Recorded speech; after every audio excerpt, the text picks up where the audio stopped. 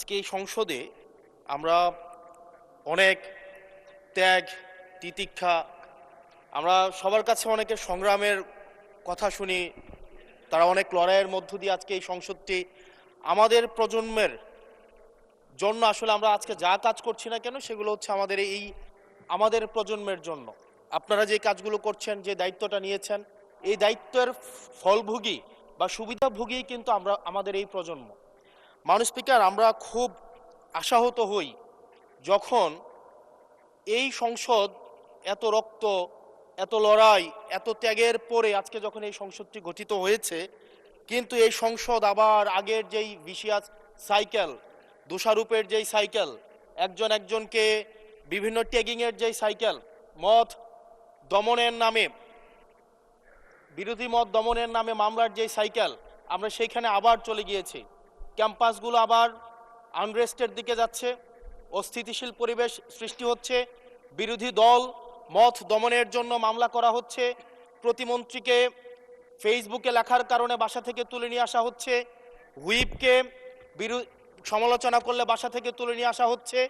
আবার আমরা আগের সংস্কৃতিতে আমরা চলে যাচ্ছি, যেখানে মাননীয় প্রধানমন্ত্রী নিজে কার্টুন শেয়ার করে বিভিন্ন স্যাটায়ার, বিভিন্ন মকারিকে প্রমোট করছে, বিরোধী মতকে প্রমোট করছে। সেইখানে এই সংসদ গঠিত হওয়ার পর থেকে আজকে পর্যন্ত 9টা ঘটনা ঘটেছে যেখানে মত প্রকাশের জন্য আজকে বাসা থেকে তুলে নিয়ে আসা হয়েছে। মাননীয় স্পিকার, আমরা মত প্রকাশের স্বাধীনতা চাই। মত প্রকাশের স্বাধীনতা আগেও ছিল, মত প্রকাশের স্বাধীনতা আওয়ামী লীগের সময় ছিল, তবে সেটা সহমত প্রকাশের স্বাধীনতা। আমরা এই পার্লামেন্টের পরে আমরা শুধুমাত্র মত প্রকাশের স্বাধীনতা নয়, আমরা দ্বিমত প্রকাশের স্বাধীনতা চাই।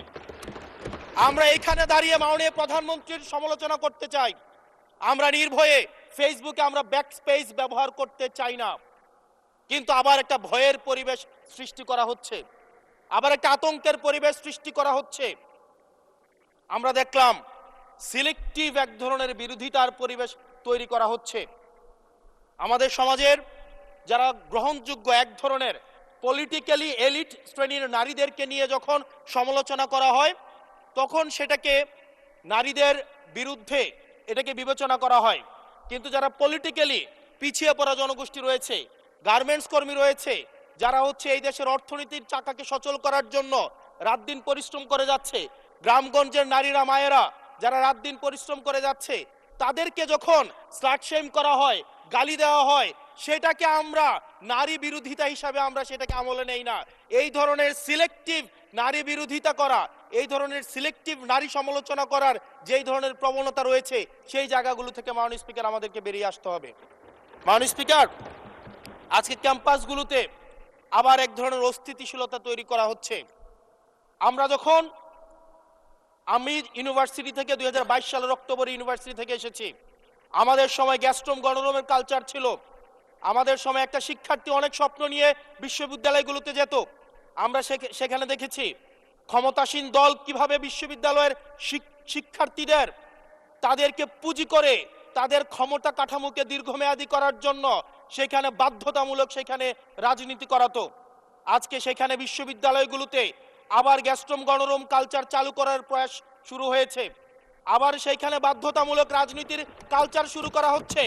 আমরা দেখেছি ক্ষমতাসীন যারা রয়েছে তারা তাদের সন্তানদেরকে বিদেশে রেখে নিরাপদ ভবিষ্যৎ নিশ্চিত করে, আর মধ্যবিত্ত সন্তানরা যাদের বাবা মায়েরা কলকারখানায় কাজ করে, যাদের বাবারা রেমিটেন্স যোদ্ধা, যাদের বাবারা কষ্ট করে তাদের সন্তানদেরকে বিশ্ববিদ্যালয়ে পাঠায়, তাদের সন্তানদেরকে ক্ষমতালোভী রাজনীতিবিদরা তাদের সন্তানদেরকে ব্যবহার করে তাদের ক্যারিয়ারে ঝুঁকিতে ফেলে তাদের গদি বা পাটাতন শক্ত করার জন্য নিজের সন্তানের ভবিষ্যৎকে বিদেশে রেখে নিরাপদে রাখে, আর পরের সন্তানের ভবিষ্যৎকে নিয়ে ছিনিমিনি খেলে। মাননীয় স্পিকার, আমরা এই সংস্কৃতির পরিবর্তন চাই। আমরা চাই বিশ্ববিদ্যালয়গুলো শুধুমাত্র নেতা তৈরির হাতিয়ার হবে না।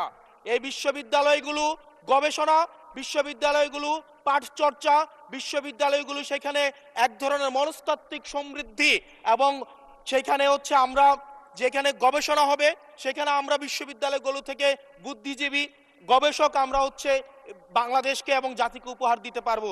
কিন্তু অত্যন্ত দুঃখজনক বিষয়, আজকে বিশ্ববিদ্যালয়গুলো শুধুমাত্র নেতা উৎপাদন করার এক ধরনের বিশেষ সার্কেলে পরিণত হয়েছে। মাননীয় স্পিকার, এই ৩৬ জুলাই এই তরুণ প্রজন্মকে কি দিয়েছে? বক্তব্যের শুরুতে অনেককে স্মরণ করে আমরা ৩৬ জুলাইয়ে, এই জুলাইতে যারা আহত হয়েছে, ১৭ বছর ধরে যারা নির্যাতিত নিপীড়িত হয়েছে, তাদেরকে স্মরণ করতে আমরা লজ্জা পাই। মাননীয় স্পিকার, তাদেরকে মুখ দেখানোর আমাদের জায়গা নাই, আমরা তাদেরকে কিছুই দিতে পারি নাই। আমরা একটা কাঠামোগত পরিবর্তনের জন্য আমরা আজকে এই সংস্কার, আমাদের কাঠামোগত পরিবর্তনের জন্য আজকে আপনাদের এই লড়াইটা ছিল, এই সামগ্রিক হাউজের লড়াই ছিল। আমি চ্যালেঞ্জ করে বলতে পারি, যদি 2009, 10, 11, 12, 13, 14 সালে আমি সংসদে বসে কিছুক্ষণ আগে আমি 2009 সাল পরবর্তী থেকে 12 সাল পর্যন্ত যেই সংসদের যে বিতর্কগুলো ছিল, আমি বিতর্কগুলো পড়ার চেষ্টা করছিলাম। মাননীয় স্পিকার, যদি আজকে এটা 2014 সালের সংসদ হতো, আর যে সংস্কার প্রস্তাবগুলো এই পাশ থেকে দেওয়া হয়েছে, ঐকমত্য কমিশন থেকে দেওয়া হয়েছে, এই সংসদের একজনকেও খুঁজে পাওয়া যেত না যে এই সংস্কারের বিরুদ্ধে অবস্থান নিত। আজকে মানবাধিকার কমিশনকে ল্যাপস করে দেওয়া হয়েছে। মানবাধিকার কমিশনকে ল্যাপস করা হয়েছে, বারবার করে বলা হচ্ছে আরো শক্তিশালীভাবে মানবাধিকার কমিশন নাকি উত্থাপন করা হবে। আজকে পুলিশ সংস্কার কমিশন, আজকে অর্ডিন্যান্স সেখানে বাতিল করে দেওয়া হয়েছে, বলা হচ্ছে আরো পুনর্বিবেচনা সাপেক্ষে সেখানে এই সংসদ উত্থাপন করা হবে। মাননীয় স্পিকার, যদি সেটাকে সবকিছুই তো সংশোধনের মধ্য দিয়ে যাচ্ছে, যদি এটা নিয়তটা যদি সহি থাকতো, ওয়েল ইন্টেনশন যদি থাকতো, এই অর্ডিন্যান্সটাকে এখানে গ্রহণ করে পরবর্তীতে কিন্তু সংশোধন করা যেত। মাননীয় স্পিকার, মাননীয় সদস্য, আপনার সময় 2 মিনিট বাড়িয়ে দেওয়া হলো, 2 মিনিটে শেষ করুন। Thank you. মাননীয় স্পিকার, আজকে সরকারি দল, বিরোধী দল, এই সরকারি দল এবং বিরোধী দল একটা আপেক্ষিক বিষয়। আপনারা এই পাশে ছিলেন, এখন সময়ের পরিক্রমায় এই পাশে গিয়েছেন, আমরা এই পাশে আছি। যদি জনগণ চায়, আমরা যদি মানুষের ম্যান্ডেট নিয়ে এগিয়ে যেতে পারি, তাহলে সময়ের পরিবর্তনে এই সিট পরিবর্তন হবে। আমি আপনাদের সবাইকে আহ্বান জানাবো, প্রজন্মের ভাষাকে অনুধাবন করার চেষ্টা করুন। এটা আমি আমার নিজেকেও বলবো, প্রজন্মের ভাষাকে পড়ার চেষ্টা করুন। আমাদের প্রধানমন্ত্রী যিনি আছেন, মাননীয় প্রধানমন্ত্রী, ওনার সন্তান যেই প্রজন্মের, আমরা একই প্রজন্মের, আমাদেরকে ধারণ করার চেষ্টা, আমি চাইবো আপনারা সবাই আমাদেরকে ধারণ করার চেষ্টা করবেন। বিএনপির নয়, কেবল জামাতের নয়, কেবল এনসিপির নয়, বাংলাদেশের মানুষের স্বার্থ, বাংলাদেশের মানুষের আকাঙ্ক্ষা, বাংলাদেশের মানুষের স্বপ্ন বাস্তবায়ন যেন আমরা করতে পারি। মাননীয় স্পিকার, এই চেয়ার আমি অনুধাবন করতে পারছি জনগণ বিচ্ছিন্নতা তৈরি করে। এই সংসদে বসে, এসি রুমে বসে, এসি গাড়িতে চলে, মিনিস্ট্রির এসিতে বসে, বাসার মধ্যে 24/7 আনইন্টারাপ্টেড ইলেকট্রিসিটির মধ্যে থেকে জনগণের সমস্যা বোঝা যায় না। এই জন্য এই সংসদে যখন আমরা দাঁড়াই, আমরা জনগণের সমস্যা অনুধাবন করতে পারি না। আমরা এই সংসদে বসে যদি আমরা লোডশেডিংয়ে আমরা খুঁজি, এই সংসদে বসে লোডশেডিং পাওয়া যাবে না, এই সংসদে বসে জনগণের সমস্যা পাওয়া যাবে না, এই সংসদে বসে সবকিছুকেই। মাননীয় স্পিকার, আমরা যে এই বাংলাদেশের সবচেয়ে সুবিধাভোগী মানুষের মধ্যে এই সংসদে যারা বসে আছি, বাংলাদেশের সবচেয়ে ফেসিলিটেড মানুষের মধ্যে আমরা অন্যতম। মাননীয় স্পিকার, আমাদের জনগণের কাছে যেতে হবে, জনগণের আশাগুলোকে, সময়গুলোকে, স্বপ্নগুলোকে আমরা রাজনৈতিক ভাষার মধ্য দিয়ে, কর্মসূচির মধ্য দিয়ে সেগুলোকে বাস্তবায়নের জন্য আমাদের সবাইকে সমন্বিতভাবে, ঐক্যবদ্ধভাবে কাজ করার প্রয়াস আমাদেরকে থাকতে হবে। আবার যদি আমরা বিভাজনের রাজনীতিতে যাই, তাহলে সেখান থেকে বিএনপি বেনিফিটেড হবে না, এনসিপি বেনিফিটেড হবে না, জামাতে ইসলামী বেনিফিটেড হবে না, সেইখান থেকে বেনিফিটেড হবে আমরা জুলাইতে যাদেরকে আমরা পরাজিত করেছি, তারা বেনিফিটেড হবে। মাননীয় স্পিকার, ধন্যবাদ। ওকে, লাস্ট মিনিট। সেজন্য আজকে এই সংসদে আমাদের একটা ন্যাশনাল এগ্রিমেন্টের দিকে যেতে হবে। আমরা পলিসির জায়গায় আমাদের বিরোধিতা থাকবে, পলিসির জায়গায় আমরা এগ্রিমেন্টের মধ্যে থাকবো, কিন্তু আমাদের একটা রেড লাইন টানা উচিত। এই লাইনটা আমরা ক্রস করব না।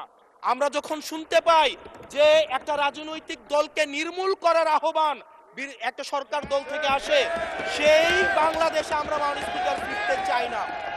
মাননীয় স্পিকার, আমরা এখানে আমরা কনস্ট্রাকটিভ ভাবে পলিসির জায়গা থেকে আমরা আর্গিউ করব, আমরা এগ্রি করব, আমরা ডিসএগ্রি করব, কিন্তু মাননীয় স্পিকার, নির্মূলের রাজনীতি, বিনাশের রাজনীতি, দমনের রাজনীতি, পীড়নের রাজনীতি যদি আমরা বাংলাদেশে আবার পরিচয় করাই, ইন্ট্রোডিউস করাই, সেইখান থেকে এই সংসদের কেউ বেনিফিটেড হবে না, বেনিফিটেড হবে আমাদের সবচেয়ে বেশি, যারা আমাদের এই বাংলাদেশটাকে ঝুঁকির দিকে ঠেলে দিয়েছে, সেই অপশক্তি হচ্ছে মাননীয় স্পিকার বেনিফিটেড হবে।